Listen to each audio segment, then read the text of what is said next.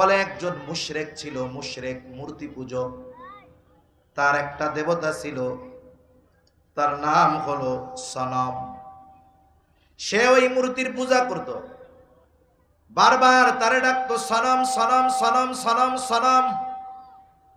তার মনে বড় আশা যে তার উপাস্য হিসাবে সে যাকে গ্রহণ করেছে ওই দেবতা, ওই মূর্তি একদিন তার ডাকের সাড়া দিবে। বড় আশায় আছে যে একদিন ডাক দিয়া আমারে বলবে, আমার এত ডাকস কেন, তোর অসুবিধার কথা আমারে ক। এত ডাকা ডাকে, পারলে ঘুম বাদ দিয়ে তারে ডাকে। অনেক সময় এমন হয় মানুষ যদি তন্দ্রাচ্ছন্ন থাকে, কথা বলতে গেলে উল্টা পাল্টা হয়ে যায়। হয় কি হয় না? হয়। ছোটবেলায় আমাগো কইতো, যেটা কইতে পারবি ঘন ঘন কি কয়, পাকা গাব ফুলা বাপ, ফুলা গাব। তা কইতে গেলে কি হয়, পাকা বাপ ফুলা বাপ হয়ে যায়, মানে জবানের জড়তার কারণে। এখন অনেক সময় মানুষ যখন তন্দ্রাচ্ছন্ন হয়, ক্লান্ত থাকে, দেখা যায় কথা বলতে চায় আর একটা, মুখ দিয়া বাইর হয় আর একটা। ও তো ডাকতে ডাকতে ক্লান্ত, সনম সনম সনম। একদিন ডাকতে ডাকতে এত ক্লান্ত হয়ে গেছে, সনম আর মুখ দিয়া বাইর হয় নাই, সমাদ মুখ দিয়া বের হয়ে গেছে। সমাদ মুখ দিয়া বের হয়ে গেছে। বলেন তো সমাদ কার নাম? আল্লাহর নাম। আল্লাহর পক্ষ থেকে জবাব চলে আসছে। যে কথা বোঝানোর জন্য বলতেছি, যে একনিষ্ঠতা আর দৃঢ়তার সাথে যদি কোনো পাপী মুশরিক আল্লাহকে ডাকে, আল্লাহ তার ডাকেও সাড়া দেয়। এজন্য দৃঢ়তা, ইস্তেকামাত, একনিষ্ঠতা এগুলার অনেক দাম। হযরত জুনাইদ বাগদাদী রহমাতুল্লাহি আলাইহি একদিন তার শাগরেদদের নিয়ে এক জায়গায় যাচ্ছেন। যাওয়ার সময় তিনি দেখতে পাইলেন একটা লোকরে শুলিতে চড়ানো হচ্ছে।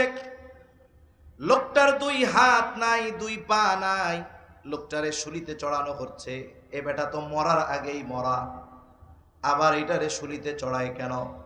কাছে গিয়ে জানতে পারলো লোকটা ডাকাতি করতো, মানুষের সম্পদ জোর করে অন্যায়ভাবে মানুষের কাছ থেকে কেড়ে নিত, বিশৃঙ্খলা সৃষ্টি করত, মানুষের জনমনে তার কারণে ভয় আতঙ্ক কাজ করত। ডাকাতি করে ধরা পড়েছে। প্রথমবার তার শাস্তি হিসাবে ডান হাত বাম পা কেটে দেওয়া হয়েছে। কিন্তু লোকটা তার ডাকাতি বন্ধ করে নাই, এই আমলের উপরে সে ইস্তেকামাতের সাথে আছে। আবার কিছুদিন পর ধরা পড়ছে, এইবার বাম হাত ডান পা কেটে দেওয়া হয়েছে। এইবার দুই হাতও নাই, পাও নাই। এই অবস্থায়ও ওই আল্লাহর বান্দা ডাকাতি ছাড়ে নাই, ডাকাতি চালায়া যায়। এইবার সর্বশেষ আবার ডাকাতি করে ধরা পড়ছে। এবার শাস্তি, তাকে শুলিতে চড়ানো হবে, হত্যা করা হবে।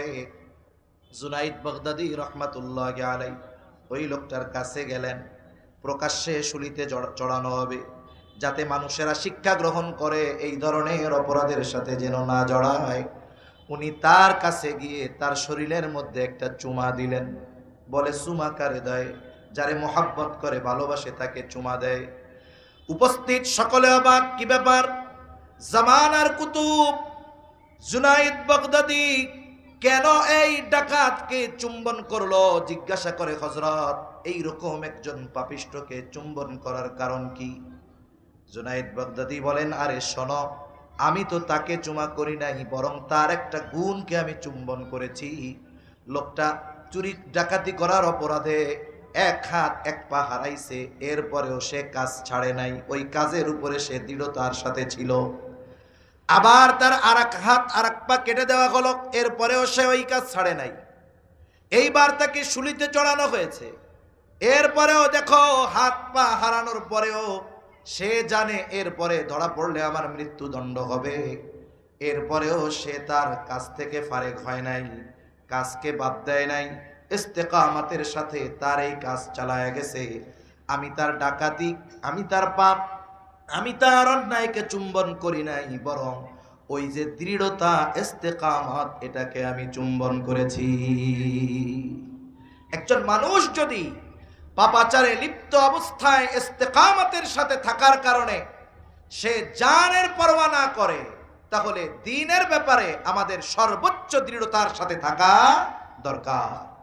কারণ ইমানদার যখন যে কোনো বিষয়ে দৃঢ়তার সাথে থাকে, তার সামনের বাধা যত কঠিন হোক, ওই বাধা উত্তরণের তৌফিক তাকে যিনি দেন তিনি কে? আরো জোরে বলেন, কে দেন? আল্লাহ তাআলা তাকে ওই ক্ষমতাটা দেন। তাহলে আল্লাহ তাআলার কাছে দোয়া কবুলের অন্যতম বিষয় হলো একনিষ্ঠতার সাথে, ইখলাসের সাথে দোয়া করা এবং ইস্তেকামাতের সাথে থাকা। কারণ ইস্তেকামাত বড় একটা পাওয়ার, বড় একটা শক্তি। এখন বলেন, জুনায়েদ বাগদাদির ঘটনায় আমি কোন জায়গা থেকে গেছি? কে বলতে পারবেন কোন জায়গা থেকে গেছি?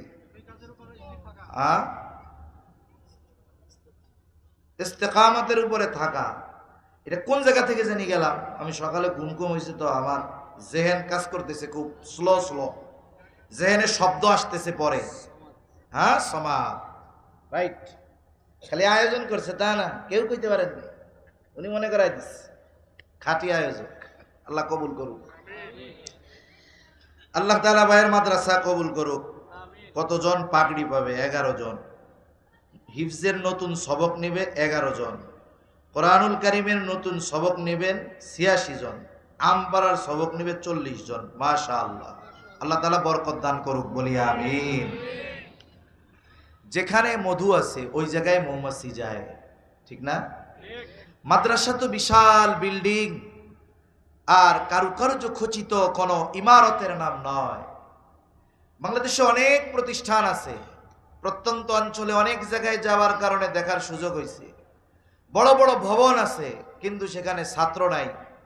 কেন নাই? বলে লেখাপড়া নাই, মূল জিনিসটা ওই জায়গায় নাই। আর অনেক জায়গা আছে বাসস্থান নাই, ইমারত নাই, বিল্ডিং নাই। থাকাটা দোষণীয় নয়, কিন্তু আবার চিন্তা করতে পারে, তাইলে হুজুর বিল্ডিং এর কাম ধরছে, এটা দরকার কি? যা আছে তাই থাক। থাকা তো দোষণীয় নয়, এটা তো প্রয়োজন হয়ে দাঁড়াইছে।